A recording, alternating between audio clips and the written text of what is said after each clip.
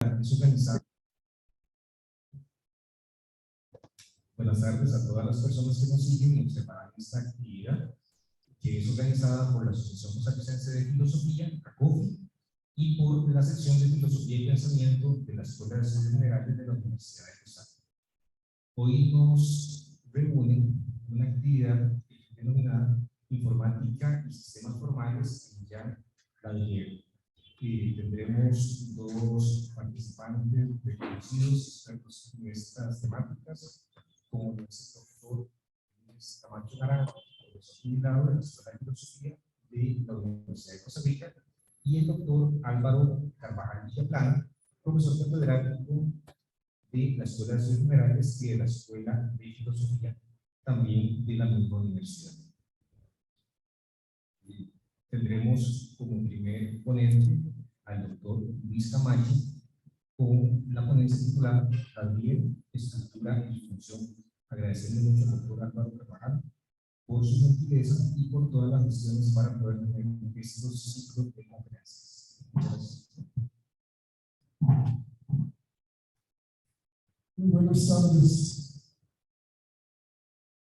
En realidad el año pasado fue el centenario del nacimiento de Jean Ladrier. Sin embargo, una pequeña confusión en las redes sociales, por eso se originó la celebración entre nosotros este año.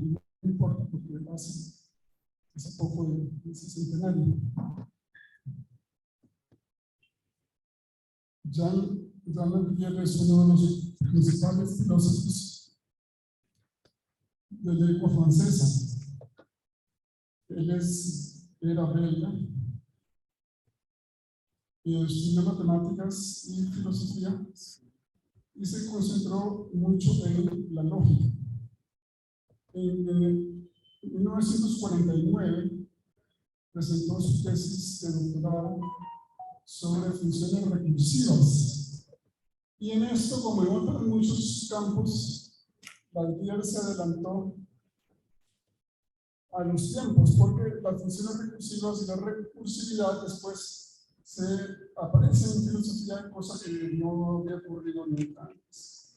Recursividad es el procedimiento mediante el cual, a partir de la aplicación de un algoritmo, se genera una serie de etapas por la repetición sistemática de ese algoritmo. Un ejemplo clásico son los axiomas del matemático Giuseppe Peano para decir qué es un número.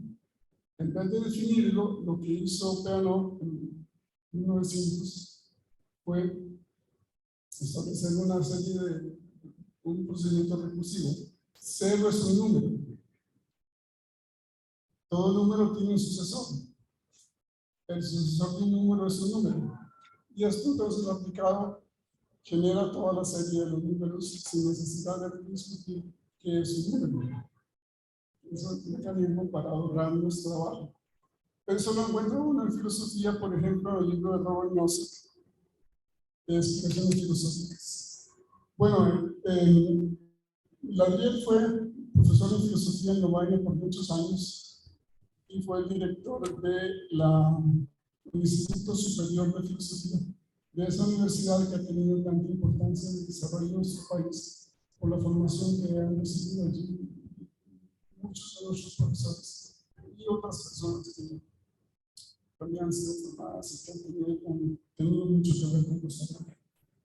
De manera que entonces estamos recordando al filósofo matemático belga Jean Ladrier con motivo de los 100 años de su nacimiento y hablaré sobre algunas de sus ideas, sobre todo en el ensayo titulado El reto de la racionalidad. Jean Ladrier y el psicólogo y filósofo suizo Jean Piaget publicaron ensayos sobre los límites de la formalización en el volumen segundo de una colección titulada Lógica y Conocimiento Científico. Estos ensayos analizan la estructuración axiomática de las teorías, los sistemas formales y axiomatizados, como por ejemplo los kits de matemática de Bertrand Russell y Weifert, analizan la estructura axiomática de teorías tienen grandes utilidades y son muy convenientes para algunos propósitos, pero sería un error reducir el conocimiento y la ciencia, la filosofía, a aquellos materiales que quepan, únicamente aquellos que quepan dentro de sistemas puramente analíticos, que dependen de las acciones. Desde su tesis de doctorado en 1949, dedicada a funciones recursivas, hasta su monumental obra para el doctorado de segundo nivel, Ladrillé se interesó en las limitaciones de los lenguajes formales, que no pueden ser completos y necesitan ser vistos desde otros lenguajes. Para eso se basó, por supuesto, en el teorema de Gödel, pero también en los resultados de otros lógicos como Alonso Church. De hecho, Ladrillé colaboró en muchos de los trabajos más avanzados en lógica en ese tiempo, como otros autores como Ferris, Jensen, etc. El ensayo de Ladrillé fue ampliamente utilizado en los años 70 del siglo pasado por filósofos más bien afectos al existencialismo como argumento en contra de las pretensiones analíticas de reducir todo conocimiento al conocimiento científico.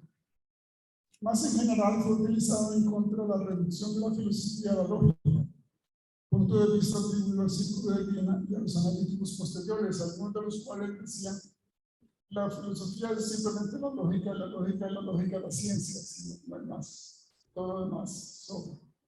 Bueno, esa es una posición que a la y a otros muchos pareció exagerada, pero estuvo en moda. A pesar del uso de ese trabajo, del trabajo conjunto con eso, en contra de la analítica por parte de existencialistas, hay que señalar que la perspectiva filosófica propia de Ladrillé era muy amplia, conocedor al mismo tiempo de la filosofía llamada continental y de la analítica. Su estilo claro y su énfasis en distinciones, así como la insistencia en la precisión, recuerdan también a la escolástica. Por supuesto, una tradición muy fuerte en Lovaina, que también se caracteriza entre los sistemas filosóficos por un gran énfasis en la precisión de los conceptos y también en la claridad, o sea, una valoración de la claridad que se nota mucho en autores escolásticos. El tema de los límites de sistemas formales es importante para la formulación y aplicación de la axiomátización.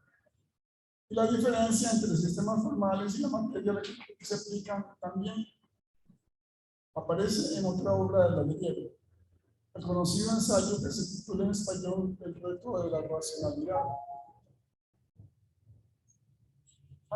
Para aclarar un poco los términos, hay una diferencia entre formalización y axiomatización.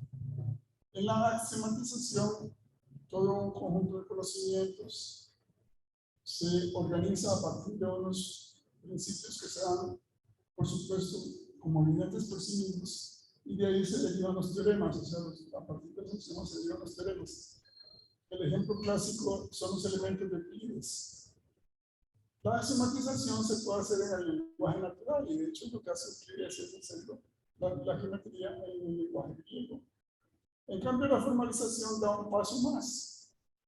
Es una axiomatización, pero con un lenguaje creado para ese propósito.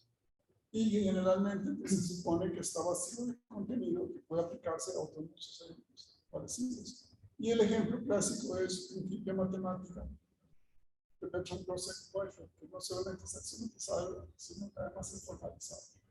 De manera que esa es la diferencia entre axiomatizado y formalizado.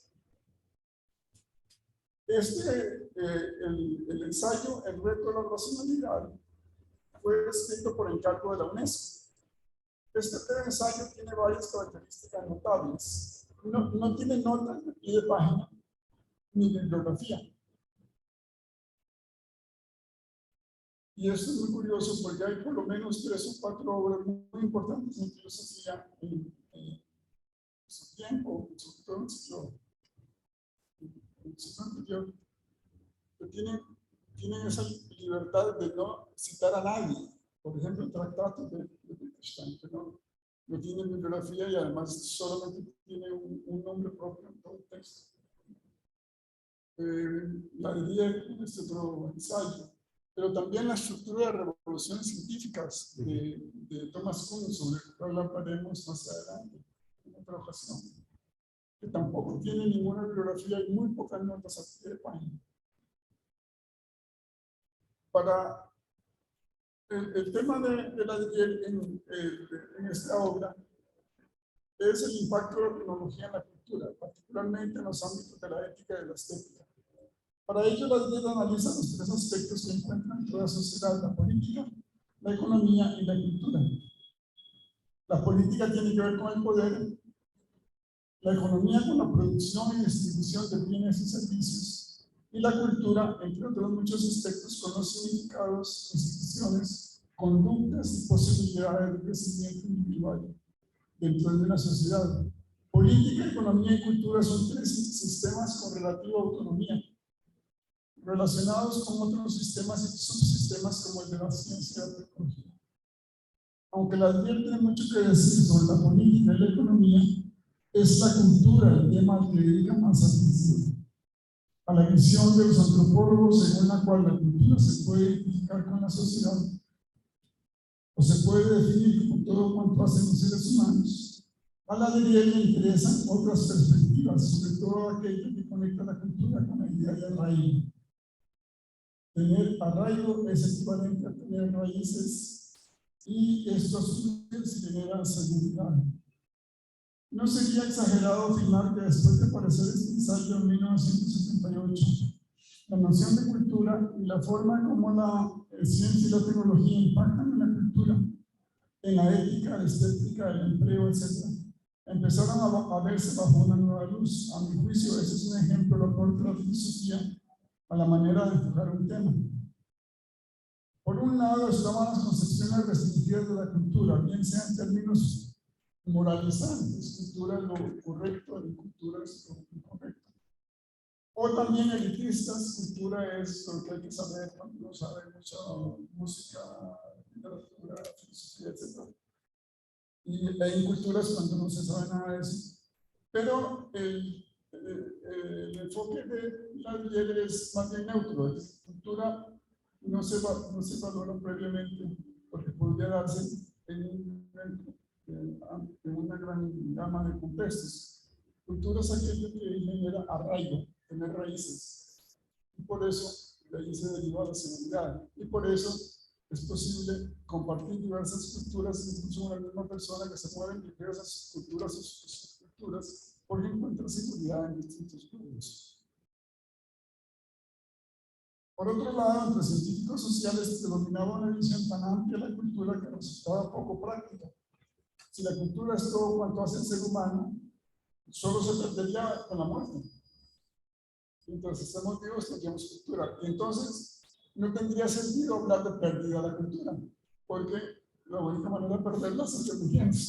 Y sin embargo, los antropólogos y los psicólogos hablan de pérdida de cultura. Y con toda razón, porque hay posibilidad de pérdida de la cultura. Pero ¿qué es lo que se pierde cuando se pierde la cultura?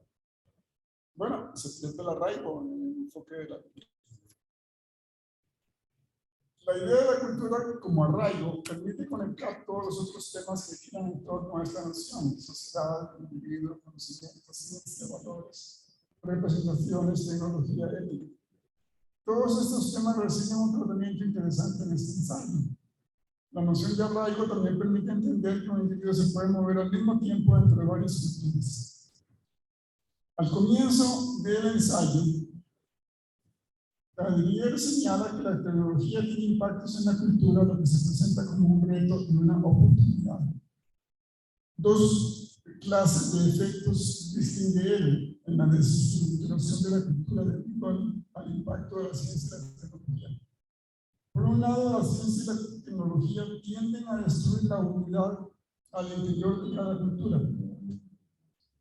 Pero por otro lado, producen nuevos valores y posibilidades históricas. De ahí el título del ensayo, cuando incluye el término reto, referido a una noción más abarcadora que permite englobar ciencia, conocimiento, tecnología y sociedad, la noción de racionalidad. La teoría rechaza la identificación de racionalidad con ciencia, como si solo la ciencia fuera racional. Pero también están en desacuerdo con quienes critican la ciencia sin conocerla, o postulan la existencia de un conocimiento más allá de la ciencia, reservado a la metafísica, que sería un tipo de conocimiento totalmente inaccesible a la ciencia y al conocimiento ordinario.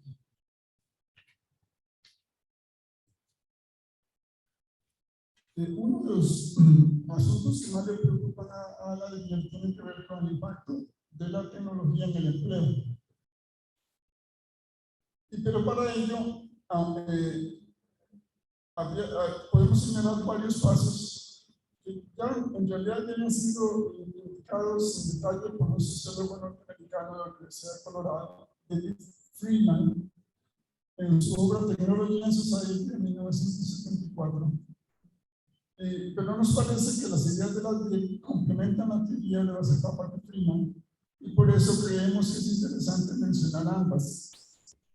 De lo que estoy hablando son de las etapas mediante las cuales la tecnología penetra en la sociedad.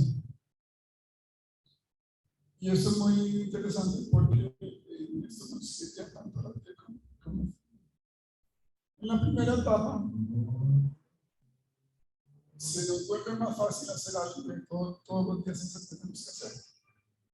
Esa es la primera manera como se introduce la tecnología, tanto en el uso de las profesiones, como también en la producción de bienes y servicios. Entonces, los que tenemos muchos años recordamos cómo era escribir a máquina, tener que poner el carbón para sacar copias, y cuando se equivocaba uno, cómo costaba corregir los errores. Y ni siquiera menciono a los stencils y otras cosas que pertenecen a así como a la prehistoria. Ya todo eso pasó. ¿Por qué? Porque de repente aparece la computadora con procesadores de palabras, donde todo eso es facilísimo, y nos ahorramos toda una serie de cosas. Esa es la primera etapa de la penetración de la tecnología en la sociedad. Facilitar una tarea cotidiana.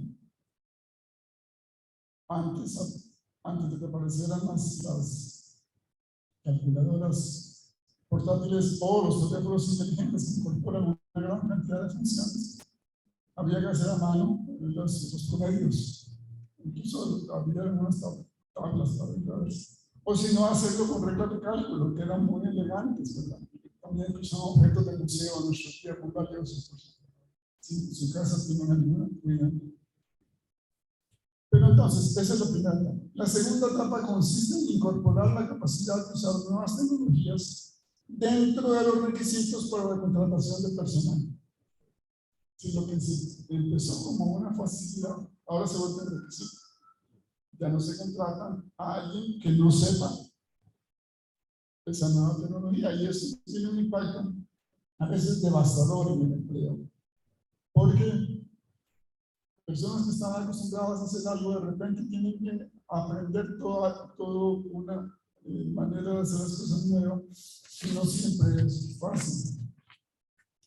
Al señalar que las nuevas tecnologías podrían generar un tipo de desempleo mucho más difícil de subsanar, la DIER se anticipa también a la obra de Jeremy Rifkin, El fin del trabajo, quien señaló cómo la computación e informática podrían dar lugar a un tipo de mercado laboral donde unos pocos consisten buenos empleos, mientras un porcentaje considerable se mantiene en el desempleo o en el subempleo, algo que, por cierto, parece estar ocurriendo en nuestro país. La tercera etapa de la penetración de la tecnología en la sociedad profundiza el proceso, porque tiene que ver ya con valores, autoridad y prestigio. Empezando por esos dos, autoridad y prestigio. Entonces, las personas que se mueven con la nueva tecnología, con la más avanzada, gozan de una autoridad y de un poder, por supuesto, y un prestigio social que no tendrían de otra manera. Porque todo el funcionamiento del aparato productivo de los bienes y servicios depende del conocimiento que tengan esos expertos en lo más avanzado de la computación informática. Aquí conviene recordar la idea de Lewis Mumford de que hay tecnologías dominantes y hay tecnologías subordinadas. la máquina de vapor fue la tecnología dominante en la electricidad, los motores de combustión interna y claramente la computación informática son la tecnología dominante en nuestros tiempos porque afectan a todas las demás. Todos los demás aparatos, todas las demás cosas han sido transformadas como en pequeños computadores. La última etapa, la cuarta, es más difícil de precisar. Freeman considera que el proceso cambia las costumbres y las preferencias de la sociedad. Dicho de otra manera, cambian los valores, ya más en general. Una sociedad agrícola tradicional y otra marcada por la computación e informática son diferentes, no solo por las herramientas que utilizan, sino por los hábitos y valores de los individuos. Entre las cosas que evolucionan con la evolución de la ciencia y la tecnología está la ética. Y aquí es muy valioso que la Albier considera que el desarrollo de la moral en la vida cotidiana de nuestro tiempo se ha concretado en el hecho de que existe una proclamación de derechos humanos universales, refrendada por la mayoría de los países, aunque de hecho no siempre la respeten, pero generalmente los países dicen que sí la respetan, o sea, no hay un rechazo a la idea de derechos humanos, sino más bien, en el peor de los casos, una hipocresía. Pero por lo menos el hecho de que se hayan formulado una declaración de derechos humanos, que se invoque, que se traduzca luego en reglamentaciones e instituciones, es considerado por la el paso concreto más importante que ha dado la ética en tiempos recientes.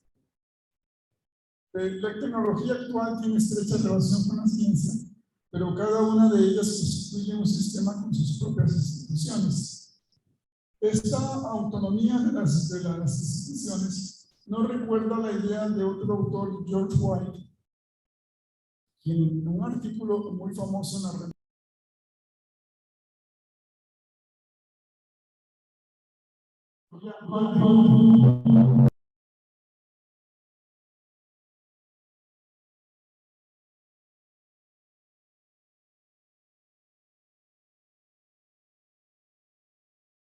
pasarlo allá porque queda fija esta cámara, pero no se puede.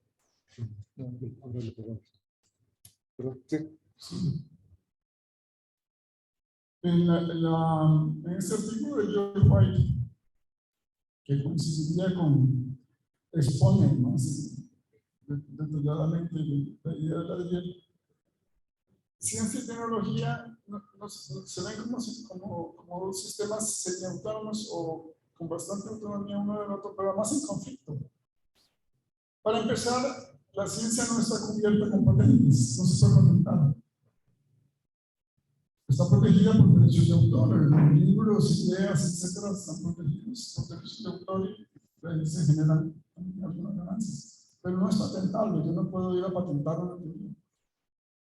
En cambio, la tecnología es patentable y altamente patentable y además exige un grado de seguridad que no hay en la ciencia, porque con la tecnología viene la producción de aparatos y esos aparatos deben funcionar y además de una manera segura, porque si no se exponen las compañías que los producen a cuantiosas demandas.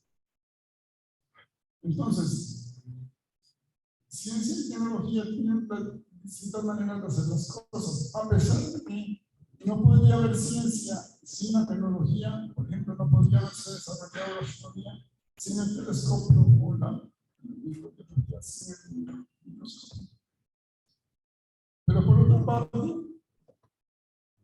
tampoco podría haber tecnología sin ciencia, pues, por lo menos la tecnología actual, porque requiere de un aparato teórico y matemático muchísimo más avanzado que cualquier otra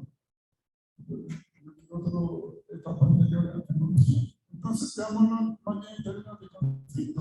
La ciencia tiende a generar su propia tecnología, la que requiere para avanzar en el conocimiento, pero la tecnología, a su vez, tiende a crear su propia ciencia, la que necesita para el avance en la producción de aparatos que sirvan no solamente para los usuarios cotidianos, sino también en la producción de bienes y servicios. Los que hemos tenido alguna experiencia en la administración universitaria, hemos visto, supongo que no habrá cambiado mucho, los conflictos entre profesiones, entre facultades y escuelas. Esos conflictos, quienes hemos tenido responsabilidades, recordamos los choques entre científicos teóricos, por ejemplo, e ingenieros, entre biólogos y agrónomos, entre químicos e ingenieros químicos, entre matemáticos, estadísticos e informáticos, así como entre geólogos e ingenieros civiles. Los estudiantes de ingeniería, por ejemplo, con frecuencia prefieren que las clases de matemáticas sean impartidas por ingenieros, no por matemáticos, porque encuentran que los matemáticos no se interesan por los temas propios de la ingeniería. Lo mismo podría decirse de la física o de la química para los estudiantes de la economía, que tradicionalmente se quejaban de donde el físico o el químico teórico exigen 4 decimales para un agrónomo, 1 o 2 decimales. Un punto importante en la argumentación, y ya te estoy terminando, en la argumentación de la DIEL es que los sistemas de los que habla son formales. Es decir, las propiedades definitorias son independientes de la naturaleza particular de los sujetos a los que se aplican. Lo que cuenta es la forma de la acción, no su materialidad. Esto ocurre en operaciones matemáticas y lógicas, tanto como en operaciones tecnológicas, y explica cómo las concepciones científicas dan lugar a nuevas formas, como cuando se aplican las matemáticas a la música o la biología al diseño. La distinción entre forma y materia es tan antigua como la filosofía y adquiere especial importancia en Aristóteles y la escolástica. Tiene mucha relación, pero no se confunde con otras distinciones afines como arte y potencia, universal y particular, abstracto y concreto. Los individuos son concretos, materiales y particulares, mientras que las ideas universales son abstractas, formales y generales. Aristóteles lo dijo genialmente: los individuos son infinitos. O sea, el número de detalles que tiene un individuo es infinito. Pero en cambio, los universales son limitados. Y somos muertos. El individuo es completo. Si ustedes podrían hacer una biografía infinita con todos los detalles, absolutamente todos los detalles, será la vida de una persona. Esto se ve claramente esta diferencia se ve claramente en la distinción entre un objeto y una idea. Un pedazo de pan se agota con el consumo, mientras la receta para producirlo se conserva mejor cuanto más se usa. Y eso es otra característica muy típica de los objetos culturales, que son abstractos. Más bien, cuanto más se usen, mejor se conservan, más se conservan. A diferencia de los objetos puramente materiales, que cada los años se consumen. Hay una poesía de un americano, pero alguien que dispara una flecha y la flecha se pierde y nos canta, y también la canción parece que se desaparece, pero luego encuentra la flecha clavada en un árbol y encuentra que la canción la repite en los vecinos del lugar. Un objeto tecnológico cualquiera es material, pero obedece a un diseño abstracto, el diseño social, que expresa formas que pueden concretarse materialmente de varias maneras. Puesto que las relaciones entre sistemas son relaciones formales que existen por encima y más allá de individuos concretos, no es de extrañar que al final del capítulo se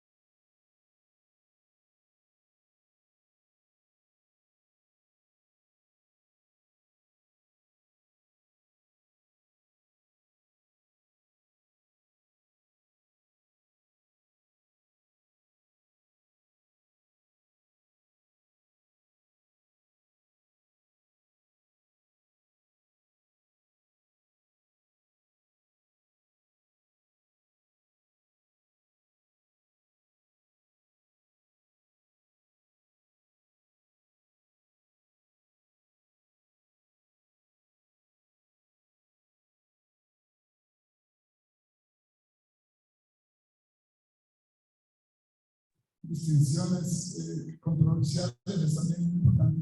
Pero a lo largo de la tradición filosófica uno encuentra esta idea también de la filosofía como una visión general que por el hecho de que sea general y no entre en detalles, eso no quiere decir, primero, no quiere decir que no sea importante, es muy importante, pero además podría estar equivocada, ¿no? O sea que también necesita autocorrección. Es como un mapa a gran escala, donde uno colocaría las cosas. Ese mapa a gran escala no le permitiría a uno construir un puente, pero sí le permitiría a uno distinguir el tipo de región donde se necesitaría. No le permitiría a uno saber si una solución tecnológica es la más adecuada o no, pero sí podría distinguir entre los valores que motivan esa actuación económica. Esa idea de la filosofía como una especie de universalidad del conocimiento, universalización como visión general, la encuentra una en filósofos muy variados, que entre sí no tienen, por otra parte, mucho en común. Y recuerdo en particular en el filósofo probablemente más importante que tuvo los Estados Unidos en la segunda mitad del siglo pasado, Wilfrid Sellars, autor de varios libros muy buenos, generalmente era de inspiración kantiana, pero que insistía muchísimo en que la filosofía es una visión general que se requiere, como cuando uno sale a caminar por las calles de una ciudad, que no necesita todos los detalles para orientarse en la visión general de una sociedad lo suficientemente grande para no perderse. Eso termina muchas veces.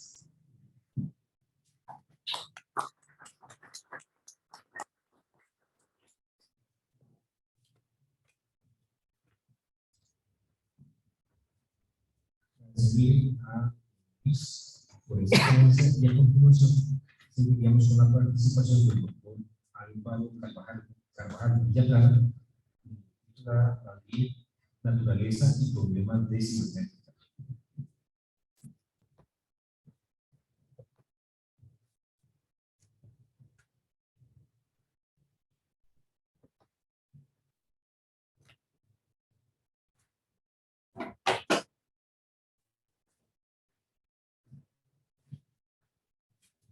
Bueno, buenas noches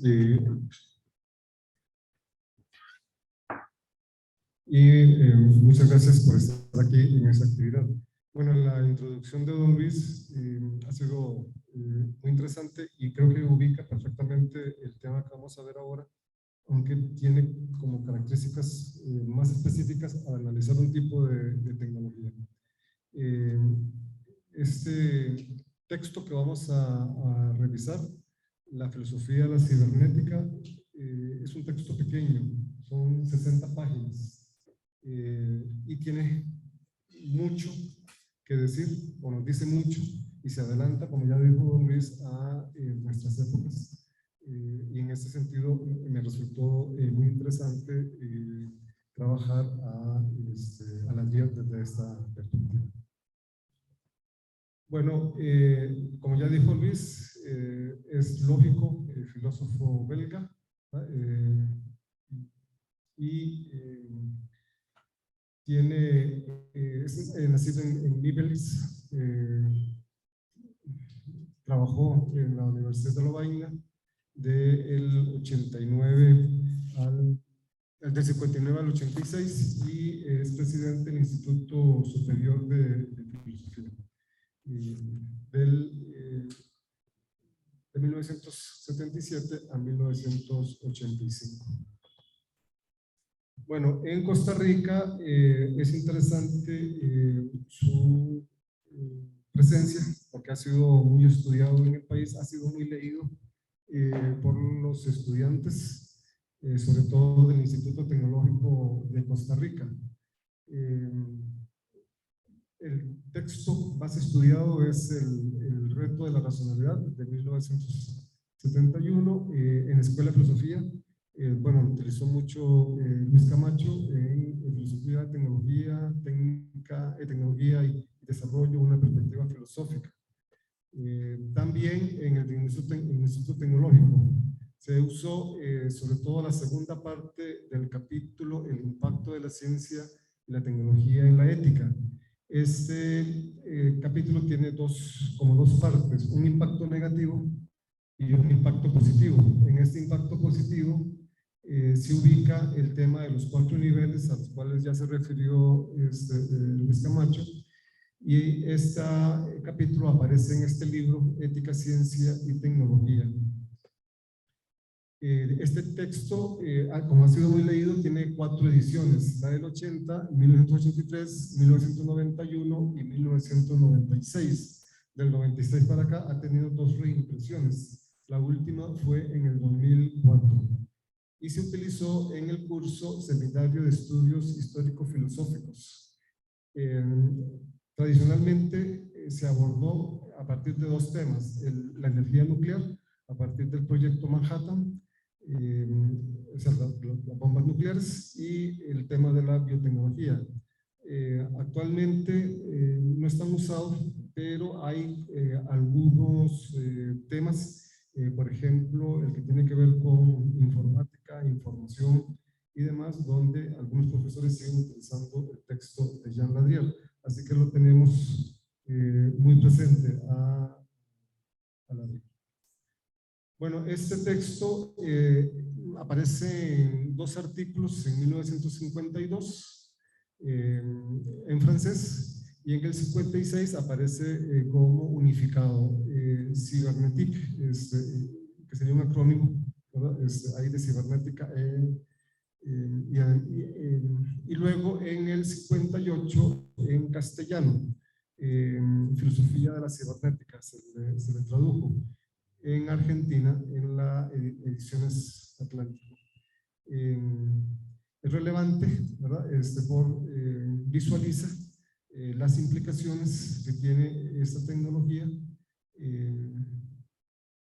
para el desarrollo de la economía, la sociedad y la filosofía.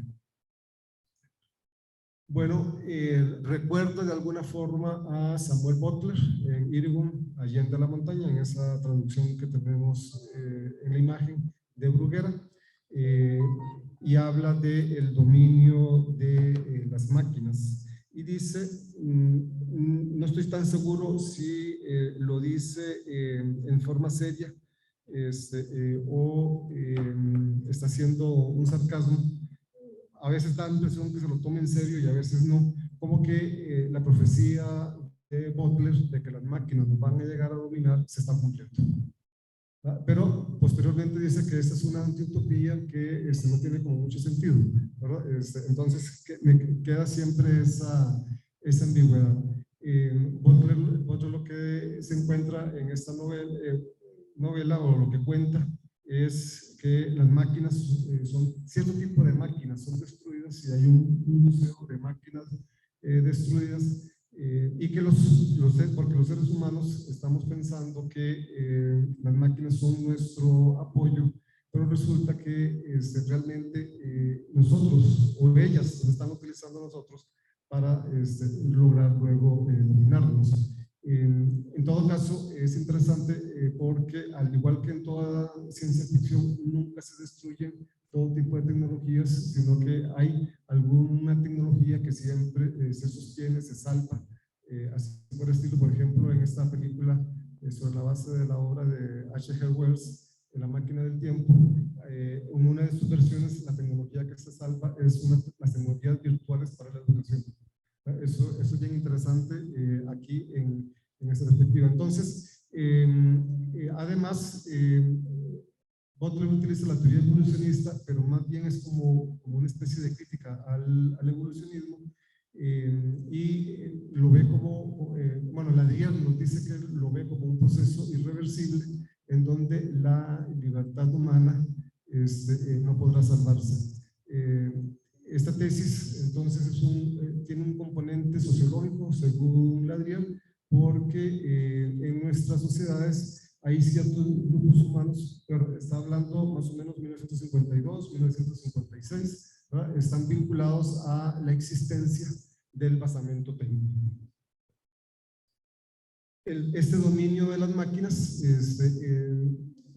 la razón para sostener que tales ideas de Butler se están cumpliendo es porque para él aparece un nuevo tipo de máquinas que surgen a partir del siglo XIX con la revolución industrial, ¿verdad? Que estas máquinas, según él, lo que tienen de novedoso y también como de peligroso es que pueden emular, ¿verdad? O pueden analogarse al sistema nervioso.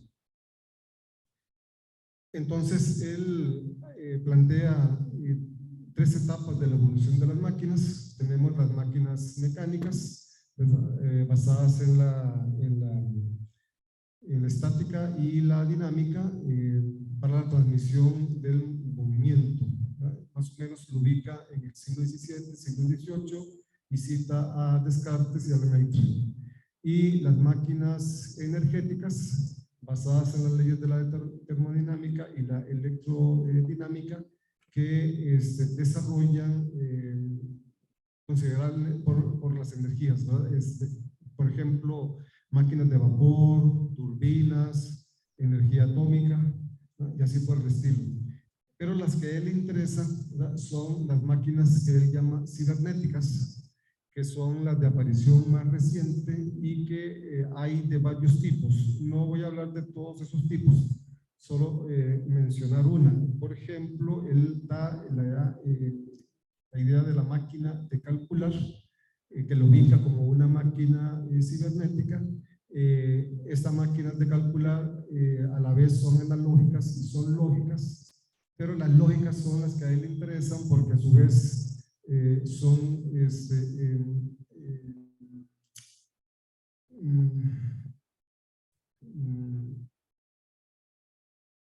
semiautomáticas y automáticas, pero las que más le interesan a él son las automáticas, ¿verdad? Las que son capaces de cierta iniciativa, porque digamos, pueden hacer cálculos o tener como alguna forma de decisión, por decirlo de alguna forma, pero sobre la base de reglas ya adquiridas. Estas máquinas son capaces, lo pongo entre comillas, de comprender, pero siempre ese comprender está referido a instrucciones ya dadas de antemano. Estas máquinas, entonces él ya las va a definir como computadoras, y estas computadoras u ordenadores tienen una estructura que él la analoga, ¿verdad? Con órganos. Entonces están compuestas por un órgano director, que es el que da instrucciones, un órgano transitorio, que transfiere información, un órgano de interpretación, que él considera que es capaz de leer y otra vez, entre comillas, reconocer un resultado determinado, un órgano de comparación capaz de referirse a las instrucciones y un órgano realizador capaz de cumplir con las operaciones previstas. Estos serían para él cerebros electrónicos, porque son capaces de resolver problemas que muchas veces sobrepasan la capacidad humana. Estas, además, habla de máquinas de comportamiento, ¿verdad? Que también las considera como máquinas cibernéticas. Estas máquinas incluyen tanto el aspecto fisiológico como el psicológico. Y lo interesante de Ladriel es que ya las considera en el paradigma de solución de problema en robótica, que son capaces de adaptarse a la situación, de reaccionar a las situaciones de acuerdo a ciertos esquemas característicos. Y ya él, por ejemplo, conoce estos programas informáticos como las tortugas de Gray, que se guían por la luz, y máquinas, él habla también ya de máquinas con grados de libertad, que es una forma de clasificar y ordenar los robots contemporáneamente, en una de las tantas clasificaciones que existen de los robots de tipo humanoide, más o menos. Pero además, estas máquinas tienen como una adaptación teleológica a la situación. Lo central, según él, no es el equilibrio, sino la realización de cierta tarea dado un objetivo perseguido. Esta analogía con la biología o con los seres vivos, ¿no? Con la vida, dice él que es lo peligroso que tienen estas máquinas, aunque lo considera desde la perspectiva de Butler, y es aquí donde él dice que lo que Butler dice es un capricho de la imaginación, ¿no? Entonces, la analogía va de aspectos básicos a aspectos complejos, ¿verdad? Desde la transmisión de la información a una malla, a la transmisión de un fluido dentro de una red celular, de las lámparas a las neuronas, de los circuitos a la sinapsis. Estas máquinas, al tener memoria, la forma en que funciona esta memoria, para él, sugiere la hipótesis de que esos mecanismos, de él se puede obtener hipótesis interesantes sobre los mecanismos cerebrales de la memoria. O sea, las máquinas entonces sirven de alguna forma también para estudiar el cerebro. De ser así, digamos, el cerebro se podrían encontrar fenómenos, según él, llama de amontonamientos de información, lo que produce, según él, problemas de funcionamiento en las máquinas y los cerebros. Así, por ejemplo, las máquinas homeostáticas dan una idea sobre los mecanismos reguladores de los seres vivos. Y, por ejemplo, también las máquinas de leer las compara con el córtex visual.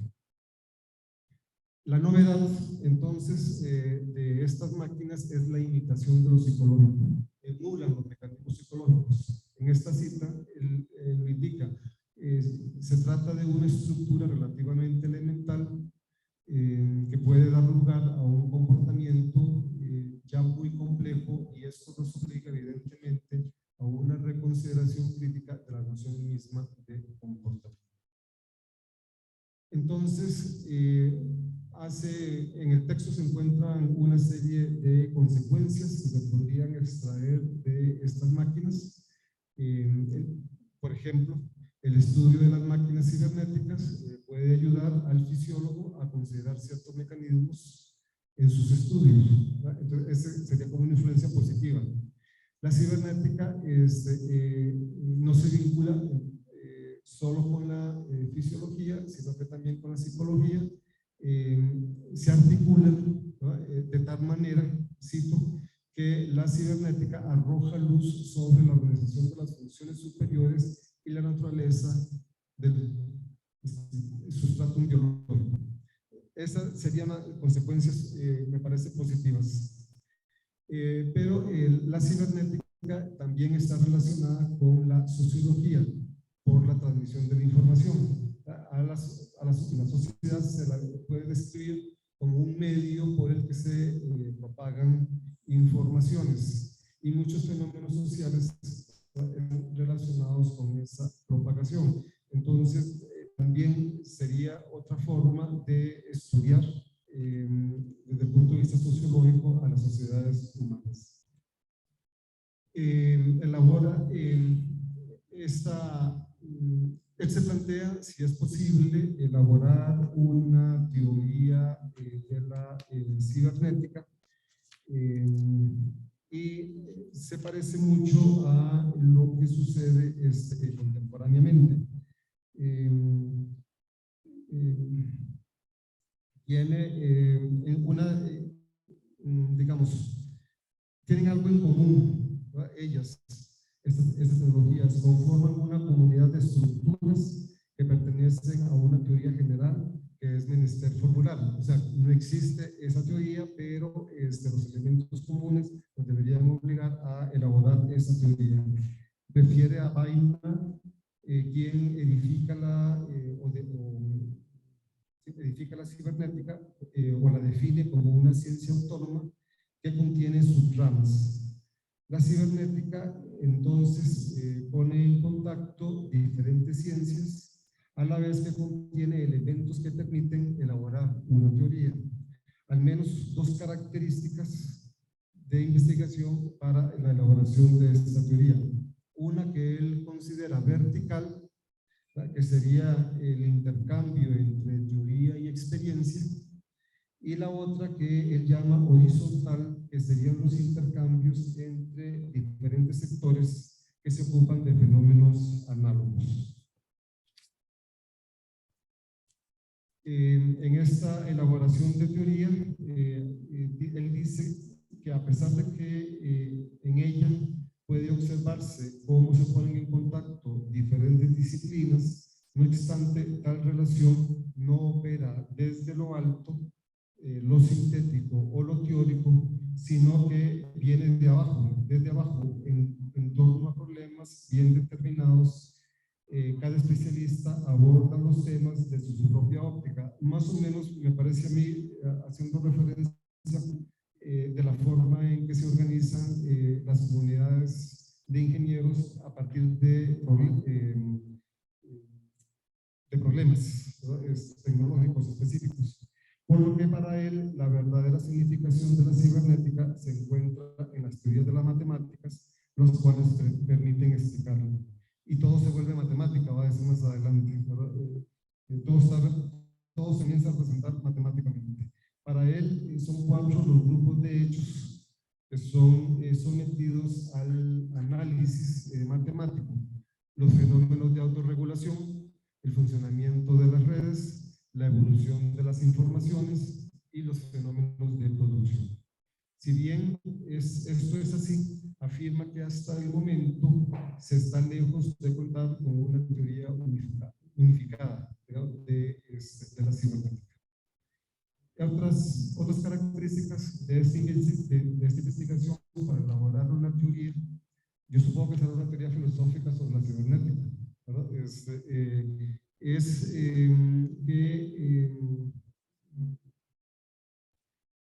Tiene que ver con 2 asuntos que la asimilan a la teoría de juegos y a la teoría abstracta de la máquina. La primera, sobre todo la idea de estrategia para el análisis de casos o para llegar a casos reales, para lo cual entonces se requiere teoría, ya que la teoría no es solo describir, sino que tiene que proporcionar instrumentos de análisis para los fenómenos de competencia general. Y la segunda es la que formula Turing en su idea, cito, describir el funcionamiento de una máquina capaz de calcular cierta serie numérica conforme a un programa dado. Su teoría proporciona en suma el esquema general de una máquina capaz de resolver tal o cual categoría de problemas y expone de manera simbólica el tipo de comportamiento de semejante máquina. El resultado entonces es la famosa metáfora de la máquina universal. Es interesante que en el reto de la racionalidad la DIA da mucha importancia a la teoría, al modelo, a la forma en que la teoría se relaciona con la experiencia de forma vertical, pero también dice que la teoría no se relaciona de forma directa con la realidad o la experiencia, sino que lo hace por medio de el modelo. El modelo como una abstracción, y la teoría es una abstracción que explica el modelo que representa a la realidad. Y esa forma de construcción de la teoría, que además la ve como una visión general, ¿no?, acerca del mundo. Y que la teoría entonces guía, digamos, la experiencia, y esta falta de teoría para comprender a las máquinas cibernéticas es una de las preocupaciones más importantes de bueno, estas características de la cibernética entonces es la que le aproximan a la teoría de juegos. Bueno, esto ya no lo había pasado las diapositivas. Esta es la cita de Turing, de la Lier sobre Turing que les acabo de dar, y la metáfora de la máquina universal, que es lo que pasaríamos a ver ahora. Esta máquina universal, ese concepto y el uso de esa metáfora, él le ve problemas, ya que esta máquina, según él, es incapaz de caracterizar la clase a la que pertenece. Eso es interesante, ¿verdad? Ahí no se autorreconoce. Es inepta, ¿verdad?, para las operaciones reflexivas, aún en el nivel más elemental. Aunque esto tal vez haya mejorado un poco, me parece que sigue siendo válido. Sin embargo, a pesar de esas dificultades, tal teoría, ¿verdad?, tendría la importancia de marcar entonces los límites de la cibernética. Entonces, vemos que la teoría plantea balances y perspectivas de las máquinas cibernéticas o de las tecnologías de la información y la comunicación. Ampliándolo un poco más, la tecnología contemporánea produce máquinas completamente nuevas, ya que su objetivo es la producción, el transporte, la percepción y la utilización de información. Aunque diversas historias de la tecnología dicen ya que en el pasado existían antecedentes de estas máquinas, y estoy recordando un documental de National Geographic sobre historia de máquinas, en donde se considera que máquinas a partir del siglo XIX, Primera Guerra, Segunda Guerra, eran como completamente novedosas. Y este documental de National Geographic muestra que de todas ellas ya existía algún tipo de antecedente en el pasado. Por ejemplo, el tanque, el lanzallamas que aparece en la Primera Guerra Mundial. No, ya existía antes, ¿no? Y más o menos este tipo de tecnologías tiene algún antecedente anterior. Eso para defender la tesis continuista de la historia de la tecnología y no de aquellos filósofos que sostienen la revolución, ¿verdad? Que hay una discontinuidad histórica en la historia de la tecnología. Bueno, entonces, estas máquinas además realizan un tipo de trabajo cerebral no muscular. Y esto, bueno, no sé si ya tenía la visión, esto se parece mucho a los robots que son puramente algoritmos, que trabajan en las computadoras, ¿verdad? Que abren archivos y ordenan información, que igualmente sustituyen un trabajo humano, pero no físico, no muscular. Lo que cambia entonces es la idea de máquina, y que ahora es más, esto es interesante, ¿verdad? Porque lo que dijo Luis, el uso de las teorías continentales es gestáltica, ¿verdad? Es a partir de la teoría de la forma. La cibernética entonces se constituye como una disciplina común por medio de realizaciones diversas que manifiestan estructuras comunes, aunque su unidad no es teórica, sino que está sobre la base de problemas.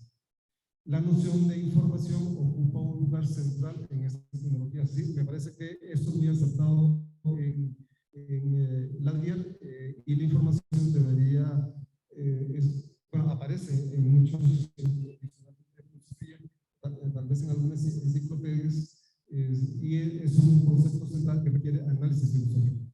Desde esta perspectiva física, la cibernética, desde lo físico, la cibernética no aporta novedad. ¿Cuáles son las consecuencias de la tecnología?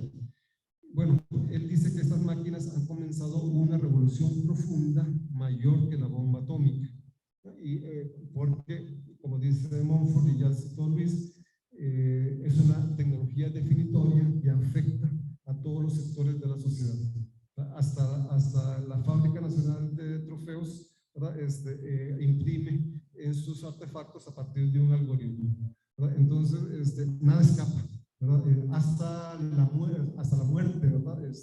El uso de imágenes de muertos para publicidad, y han visto ustedes algunos actores que firman contratos para que se use su imagen, ¿verdad?, en futuras películas y publicaciones.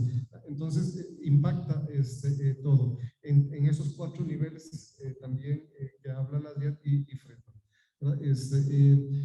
Bueno, las cibernéticas, por las características enunciadas, van a comenzar a cambiar la relación entre los seres humanos y las máquinas, van a suprimir el trabajo humano, las tareas industriales se transformarán a más tareas de control y dirección y pondrán en peligro la estructura de la sociedad.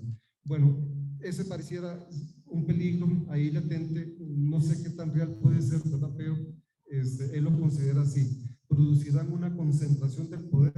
Bueno, tenemos 4 empresas, ¿verdad?, que controlan casi todos estos sistemas, y de las inversiones. Plantearán dudas sobre el Estado y sobre quién ejercerá el poder. Creará tensiones tensiones sociales por la reducción de las horas de trabajo y de la producción, aunque una medida positiva reside en que abrirá la posibilidad de ampliación de actividades culturales por la reducción de trabajo. Tendrá repercusiones filosóficas porque habrá un cambio en el pensar. Se pasará de una representación de lo real, en tanto vertical y estratificado, a una horizontal y distribuida, que hará al pensamiento cada vez más abstracto y alejado del objeto.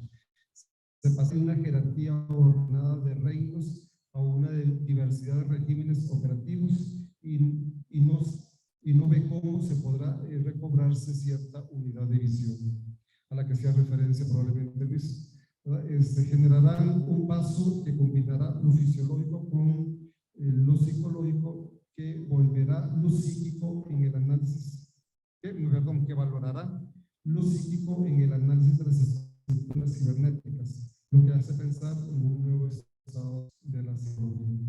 Habrá una matematización del mundo, es un síntoma de un nuevo aspecto de la ciencia, lo que obliga a pensar no solo la cuestión del destino de la civilización técnica, sino también la cuestión del fundamento físico de la civilización. Bueno, y creo que estas consecuencias que él ya prevé, algunas probablemente ya las estamos viviendo, pero dejan un marco de preocupación, ¿no? Y un llamado a una reflexión filosófica sobre esta tecnología. Bueno, muchas gracias.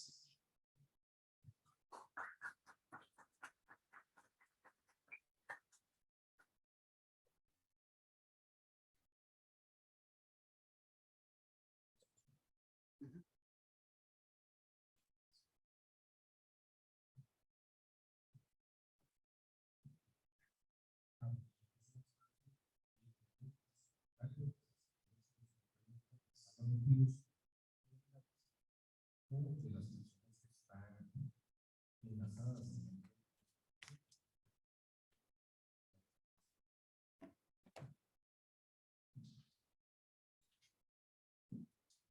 Bueno, yo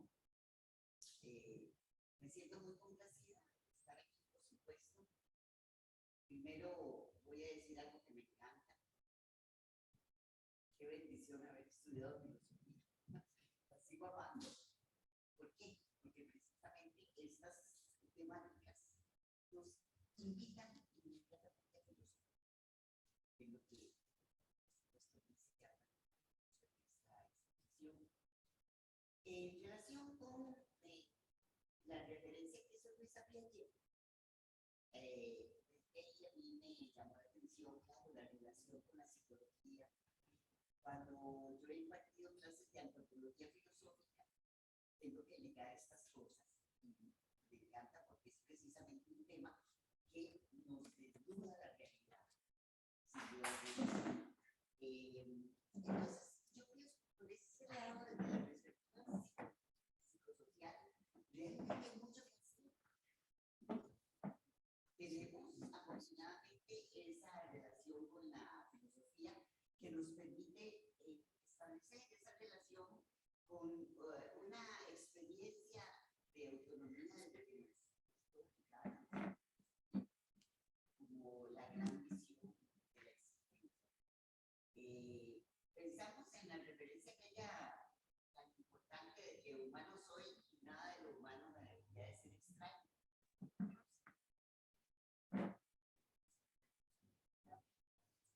En esta, por ejemplo, innovación cibernética, en donde esta, digamos, disposición a la que tenemos que enfrentarnos nos presenta muchas tareas.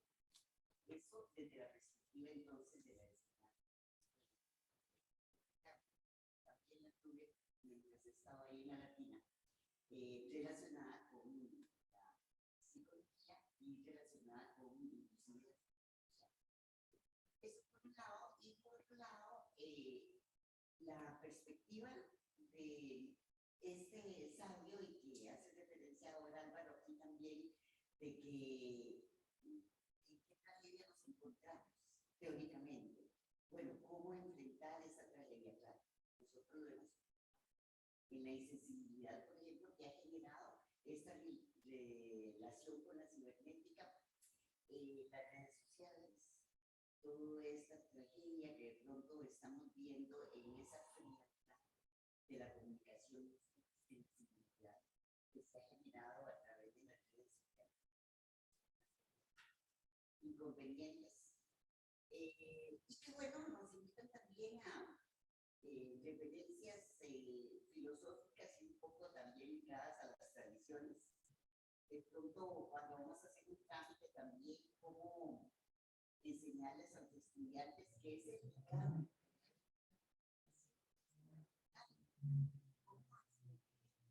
Que simplemente me digan no. De pronto yo digo, no, vean, sabe.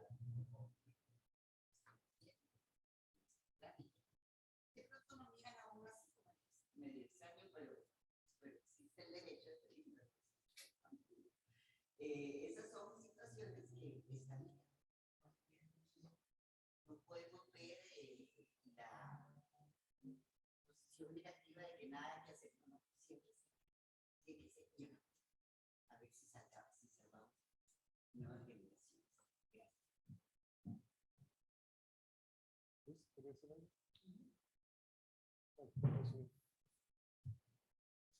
Bueno, yo creo que las tecnologías y en estas las tecnologías informáticas no solo traen males, sino que traen bienes, ¿verdad? Así que uno no podría tener una mentalidad sintética, ¿verdad? Y rechazar, digamos, o verla como mala todo, ¿verdad? Más bien, me parece que la mentalidad analítica es la más adecuada, ¿verdad? Para ver las partes, cuál es la parte que tiene más problema, ese tipo de cosas. Y además, la parte negativa, pues la concentración de poder en unas cuantas empresas que tienen el dominio de la tecnología y demás, hay que ver qué se hace, pero no es algo imposible, ¿verdad? La educación a los jóvenes sobre las redes sociales y ese tipo de cosas, digamos, es indispensable. Digamos, todo el educativo debería estar orientado a esa orientación para evitar los males o disminuir esos males. Porque de todas formas no vamos a poder, yo no sé si podríamos, como IRBO, destruir toda esta tecnología y volver a un punto anterior, ¿verdad? Pareciera que no, ¿verdad? Pero hay que convivir con ellas, y me parece que es lo que dice la tierra. Hay una alteración de los seres humanos con las máquinas, y hay que comenzar a convivir con ese tipo de máquinas, ¿verdad? Y cómo será esa convivencia, ¿verdad? Y ya comienzan a aparecer muchos textos que hablan de qué hacer, ¿verdad? Cuáles son los códigos éticos, cuáles son los protocolos que hay que seguir, cómo digamos, alimentar de conocimiento a un algoritmo de aprendizaje, ¿verdad? Entonces, eso es lo que hay que avanzar, digamos, en la enseñanza, y la filosofía puede hacer algo dando esta visión global, ¿verdad? Sobre el funcionamiento de las vidas y cómo podemos hacer cambio y qué tipo de cambios estamos trabajando.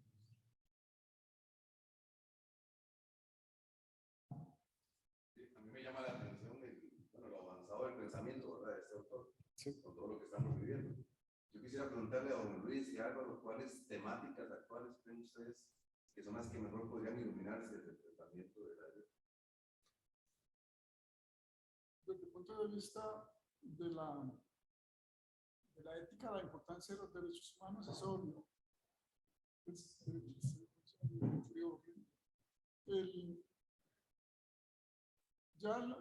Recuerdan que cuando se propuso la Declaración Universal de los Derechos Humanos, hubo oposición. La Unión Soviética, por ejemplo, se opuso. Curiosamente, también se opusieron la Asociación Internacional creo que era de psicólogos o antropólogos, no recuerdo cuál. Había oposición a la Declaración de Derechos Humanos. Todavía sigue habiendo una oposición, entre los intelectuales que analiza muy bien Amartya Sen en su libro sobre el desarrollo como libertad, porque se considera que si no hay contraparte para los derechos, entonces los derechos son puramente vacíos. Si no hay instituciones que garanticen el cumplimiento de los derechos, no hay manera de decir que los seres humanos tenemos ese derecho. Y para los derechos sociales y políticos, eso es claro.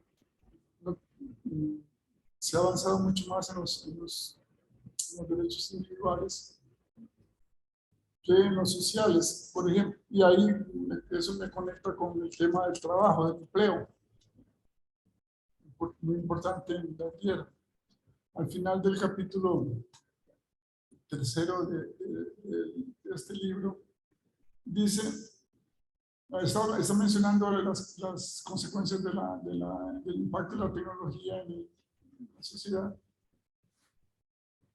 Una transformación de las formas de trabajo, cada vez más condicionadas por una formación tecnológica apropiada y por cierto tipo de cultura científica, y hasta una variación de las formas de ocio. Pero esta variación de las formas de trabajo es sumamente preocupante. 11,8% de desempleo en nuestro país, y no hay manera, todos los esfuerzos que se han hecho no lo reducen. Estoy seguro de que todos ustedes conocen entre las personas que les hacen reparaciones, trabajos y demás, personas que no tienen la formación para entrar en una página donde se busca empleo y se quedan sin empleo. El número de personas que están engrosando el ejército de indigentes en las calles aumenta cada día. Ese problema del impacto de la tecnología en el empleo no a mi juicio no ha sido suficientemente considerado, porque lo vemos en los países desarrollados también, donde el número de personas indigentes que viven en las calles ha aumentado de una manera exponencial, no solamente en nuestro país, sino también, si ustedes visitan San Francisco, California, por ejemplo, muchas de las ciudades de la zona de Bahía tienen un problema gravísimo de urgencia. Y esta advertencia que señala la es en el campo del empleo y en el caso de la ética en el campo de los derechos humanos. Desgraciadamente, no tenemos todavía la institucionalidad como para que la falta de trabajo que la vemos hoy como un incumplimiento de un derecho pueda ser reclamada. Digamos, si a alguien lo torturan, hay instituciones a las cuales se puede llevar la queja. Pero si alguien no encuentra trabajo, no hay ninguna institución. Yo no puedo acudir a la sala cuarta y decir que no tengo trabajo.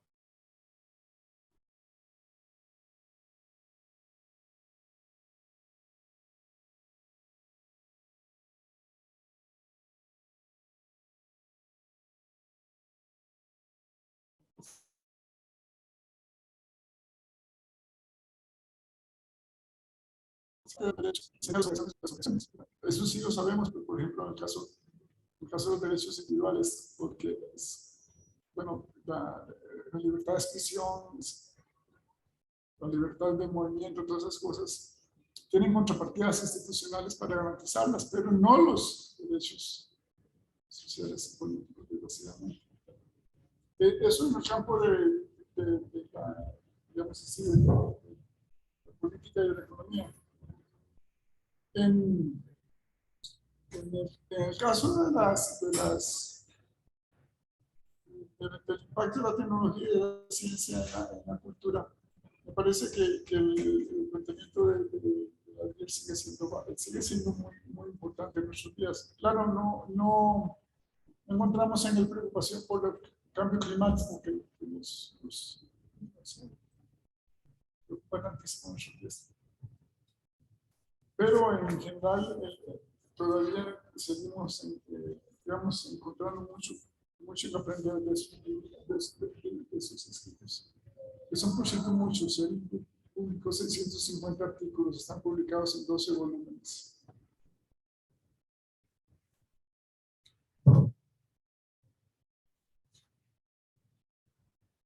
Sí, está bien. A mí me llama muchísimo, poderosamente la atención que un personaje como este que nos acaban de mostrar ustedes, en 1958 haga ese tipo de, perdón la palabra, ¿verdad? Profecía, profecía, disculpe. Tal vez por mi formación religiosa utilice esa palabra. Pero esa futurología que hace es impresionante. Me llaman poderosamente la atención algunas de las cosas que dijeron. A pesar de eso, uno encuentra, digamos que el tema del trabajo cerebral, por ejemplo, también podría hoy en día, si pensamos trabajo muscular, lo vemos en la robótica específicamente. Y lo que me causa, digamos, la duda o la única cosa en la que pienso es, bueno, este hombre da fundamentos filosóficos a la cibernética. Y efectivamente, por cibernética está entendiendo un concepto que implica informática y implica otras áreas. Pero, ¿será que algunas de las cuestiones que él dice son analogables en lo que respecta, por ejemplo, a la computación cuántica y a los avances de las últimas décadas?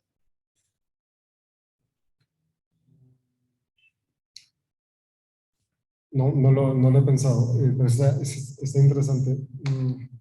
No, tendría que verlo. Yo más bien me voy a referir a lo otro. Digamos, como doy clases en tecnológico con este libro, digamos, para mí está completamente vigente.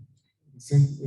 Los 4 niveles, la combinación con Friedman y demás, la misma noción de teoría, ¿no? Y de modelo que él tiene, ese tipo de cosas me parece que están vigentes. Yo sí creo que lo que él plantea en ética tiene que ser complementado, ¿verdad? Yo aquí voy a ser más ecléptico, ¿verdad? Por ejemplo, con la idea de cuidado, ¿verdad? De las feministas, debería incluirse dentro de la perspectiva ética de la robótica, porque la robótica y la inteligencia artificial debe preocuparse por el cuidado, por ejemplo, de los adultos mayores, que la cibernética les queda demasiado desfasada. Y entonces hay montones de problemas. Y vemos las colas en los bancos, ¿verdad? De las personas cobrando las pensiones, a la intemperie, al agua, ¿verdad?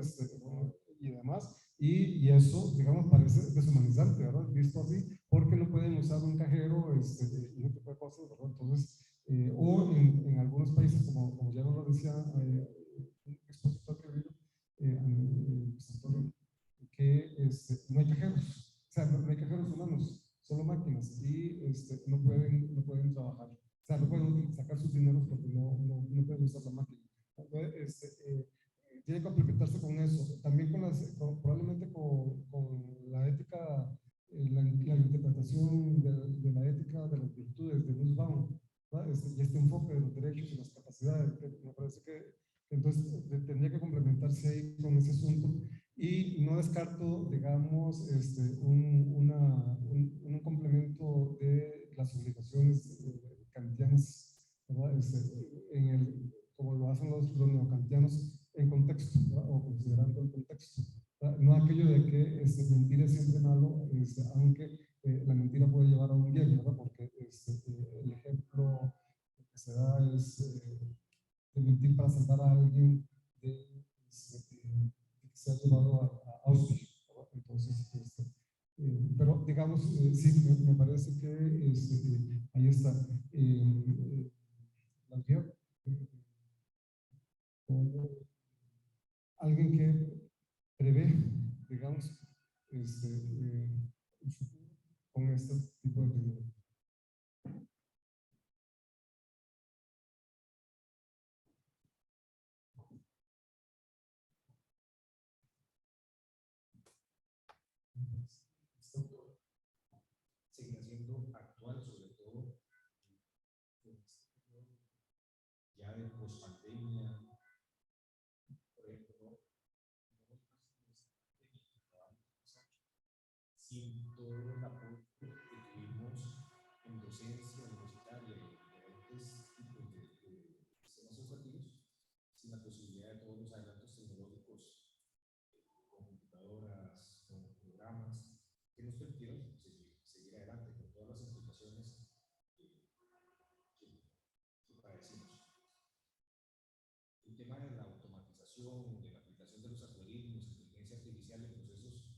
ha sido naturalmente ocupado por humanos, pues está teniendo implicaciones y discusiones muy interesantes. Y creo que eso no parará, sino que se incrementará. Yo le agradezco mucho al doctor Luis Camacho y al doctor Álvaro Carvajal por la magnífica actividad, y también quisiera invitarles a una actividad que tendremos desde la Escuela de Estudios Generales y desde la sede del Sur con el 6º Congreso Internacional de Bioética, que se realizará del 24 al 28 de octubre en nuestra universidad, la Universidad de Costa Rica, que se gestiona con la Universidad de Valencia. Entonces tendremos, el eje central será la inteligencia artificial en el contexto de la bioética y la democracia. Entonces, estas dos ponencias, esta actividad, vienen muy bien a este Congreso Internacional que tendremos en el mes de octubre. Agradecerle mucho a los docentes de ACOF y desde la sección de filosofía y pensamiento de Escuelas Generales, pues encantado de seguir colaborando. De nuevo, las puertas siempre están abiertas. Tendremos una serie de actividades en lo que resta del semestre. Para el próximo año tendremos una serie de conferencias también sobre mujeres filósofas, que será muy interesante. Pues, invitados e invitadas a que se conecten y después puedan también buscar este recurso en común. Muchas gracias a todas las personas que están acá en la sala y a los que se conectan, a los que están conectados y se conectarán eventualmente para escuchar a don Álvaro y a don Luis Camacho. Muchísimas gracias por estar con nosotros. Sí, buenas noches, gracias.